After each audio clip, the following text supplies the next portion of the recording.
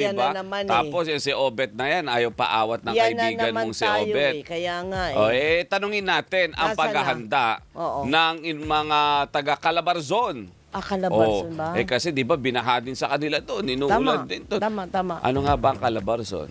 Cavite, Calamba. Laguna, Batangas, Oo. Rizal, Oo. Quezon. Yan. Ang Information Officer po ng OCD ng Calabarzon, si Sir Raf Sasutona. Sir Raf, magandang umaga po. Doris at Robert. Magandang umaga po, Sir Robert, at magandang umaga po, ma'am. Magandang umaga po sa ating lahat. Good morning. Good morning po, sir. Update po, sir. Ano po ang aasahan natin na ano bang mananalasa ba? At kung manalasa man, ang advice sa inyo, papaano po ang ginagawa ninyo sa ngayon? Kahapon po, nagkaroon po kami ng weather updating kasama ang NDRRMC with regards po dun sa possible effect po ng habagat at yung mga prevailing po na weather system natin. Kasi based sa latest update po ng DOST Pag-asa sa atin ay magkakaroon pa rin po ng pag-ulan kasi bunsod po ng habagat. Bagamat po, minomonitor po natin yung papaalis na po yung ating tropical depression Neneng, labas na po ng FAR.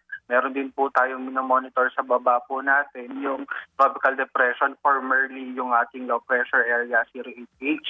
And also yung ating pong typhoon Saudel. Yan po yung nasa taas po natin. Na based po sa latest update ng DOST Pag-asa, posible po niya, papasok po siya ng FAR but definitely po mag-hit ng land, maglalandfall po sa atin sa Pilipinas. But definitely po, yung impact or intensity po niyan ay yung pong malakas na pag-ulan dahil pa rin po sa paghila po niyan ng habagat. So yun yung magiging effect po sa atin based po dun sa latest update po sa atin ng DOST Pag-asa. But definitely for the Office of Civil Defense Calabarzon po, in line with the directives na rin ng ating NDRRMC, the guidance po ng aming Undersecretary Cabreros, itinaas na rin po makapag-conduct ng pre-disaster risk assessment for the possible effects po nitong mga weather system, prevailing weather system. So sa Calabarzon po, later po at 1 p.m., magko-conduct po ulit kami ng pre-disaster risk assessment to ensure po na in place pa rin yung ating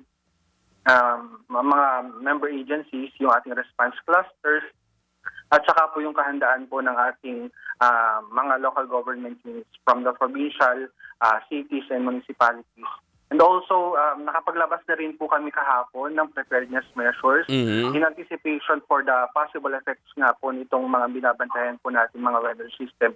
So pinapaalalahanan po ulit natin ng ating mga local government units, yung mga ating through our LDRRMOs, na ma-ensure or ma-strengthen po yung preparedness po natin in anticipation for the possible impact. Though kahapon po nabanggit po na yung same weather system po, same weather po ang mararanasan po natin today, but definitely as we progress po this the following days nitong week na ito ay maaari pong ulinin tayo, pinagpahinga lang po tayo ng saglit ng ng habagat. But definitely yun pa rin po yung magpe-prevail po na weather system po sa atin at saka yung impact po sa atin ng habagat dito sa Calabarzon. So in anticipation din po, dun, lalo higit po doon sa ating mga areas na malapit sa Laguna Lake in which medyo mataas na po yung level ng water. Ayan, isa pa yan. Opo, Laguna Lake, sa may Laguna Lake. Oo.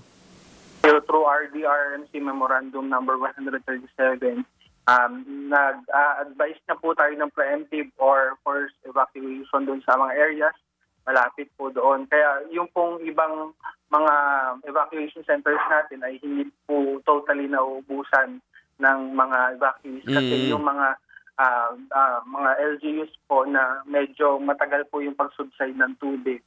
Kasi alam naman po natin from previous na mga months pa, mga previous years na rin, na kapag nagkaroon po ng mataas na level po ang Laguna Lake, medyo mahirap po na mag-subside doon sa mga iba't ibang lugar. Opo. Nakakasakop po dyan, normally po kasi sa Laguna Lake areas, Laguna Lake areas, yung ating 10 from the province of Rizal, 19 municipalities, 6 municipalities po sa province po ng Laguna. Opo, Ayun opo. po, sir. So ngayon, ano po yung, alam ko, in-enumerate na naman ni Sir yung inaasahan na mangyayari. Pero hindi ba po ba nakakatakot na tayo nga hindi pa nga nakakabangon doon sa malambot na lupa dahil binaha po rin niya Hindi pa totally natuyo, partner Oo, oo, tapos ngayon, eto na ang nagbabadyang obit. With the help naman po ng DNR MGB, Mines and Geosciences Bureau, na-update po tayo dun sa mga listahan ng mga barangay susceptible for flooding and landslide. Oo. Kaya kung ginagawa po natin for the part ng Regional DRM Council, kapag nagko-conduct po tayo ng pre-disaster risk assessment, unang-una po, pinapaalalahanan na po natin yung mga LGUs na may mga advice na mga barangays nila ay susceptible for them to mainly intensify po yung information dissemination kapag medyo kalmado pa po, and up until po ma-monitor po yung mga areas na binabanggit po ng ating DNRNG. To ensure na rin po na yung mga malalambot na rin po ang lupa or yung talaga pong heavily na po ng pag-ulan, patuloy na pag-ulan ng mga nakaraang araw, Oo. ay ma-monitor po at ma-ensure po na yung mga residents po living near or doon sa mismong area ay ma-strengthen po yung ma-intensify po natin yung information dissemination at kung kailangan pong mag-evacuate, hindi na po hintayin yung kasagsagan po ng ulan, lakas ng ulan, saka pa lang pumalit. Opo. Sir Raf, dito sa Calabarzon, gaano pa karaming barangay o bayan yung meron pa pong baha o lahat naman subside na so far? So far po, based po dun sa latest situation update, and duty po rin ako hapon, kaya nagtawag din po kami with regards po dun sa mga monitored na pagbaha. Actually, ang monitor na lang po namin ngayon na flooded areas po ay somewhere in part ng Cardona sa Rizal. Kasi yun po medyo malapit sa Laguna Lake. And also itong flooded areas po sa Laguna, like meron po monitored sa San Pedro pa, sa Bay, Binyan, Santa Cruz, Paete, Calamba, Akil, Los Baños, and Santa Rosa City. Ito po ay mayroong yung mga areas po niyan, may mga malalapit po sa Laguna. So yun po talaga yung medyo... Mga gaano kataas po ang baha? Yung monitored po natin, actually yung monitor po natin na pagbahay, mas mataas po sa 1 foot. So pag naggagawa po kami ng situation report, yung criteria po namin, below 1 foot po, hindi na po namin include. So most probably po 1 foot pataas po yan. So kung nagsusubside po yan, given na rin po from previous din na mga historically speaking, mabagal talaga po yung pagbaba ng pagbaha once na nagbaha po dito sa mga nasabing areas na malapit sa Laguna.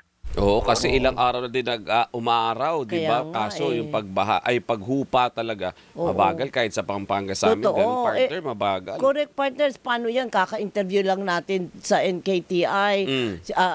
Pataas yung kaso ng leptospirosis. Pagkatapos dito sa Calabarzon ay exposed sila.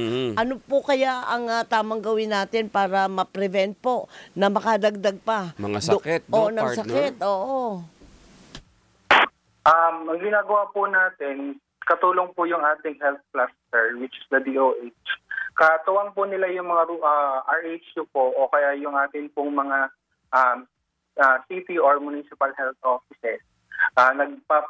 Bukod po sa pag-intensify po ng pag-disseminate po ng mga information about dun sa possible na makuha ang sakit kapag tagulan, specifically yung paglusong sa baha, ay yung assistance or support ng mga gamot po para maiwasan po yung mga sakit na ito. So meron pong mga gamot na prescribed naman na pwedeng may provide ng ating RHU at saka CHRMHO. And with Ayun. assistance So and available naman po yung mga kakailanganin ng mga gamot. Meron. Update po ng DOH amin last sa bilang health cluster na susuportahan naman po yung ating mga local government. Ayan, siyempre magbabantay pa rin tayo, Sir Raf. Ang sabi magpaparamdam starting today. Yan na nga, Tingnan po natin at sabi nyo nga nag-abiso na kayo doon sa mga low-lying areas ninyo, doon sa malapit sa May Laguna de Bay. Correct. Diba, na medyo mag-ready. Delikado. Oo, baka eto na naman si Baha. Correct. Hindi na naman umalis. Basta makinig po kayo sa mga opisyalis ninyo. Pag sinabing bakwit.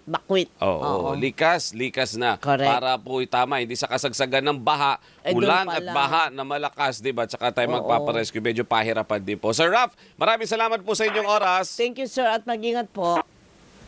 Mag-ingat po tayong lahat. Maraming salamat. Si Sir Raf Sasutona, ang Information Officer ng OCD Calabarzon.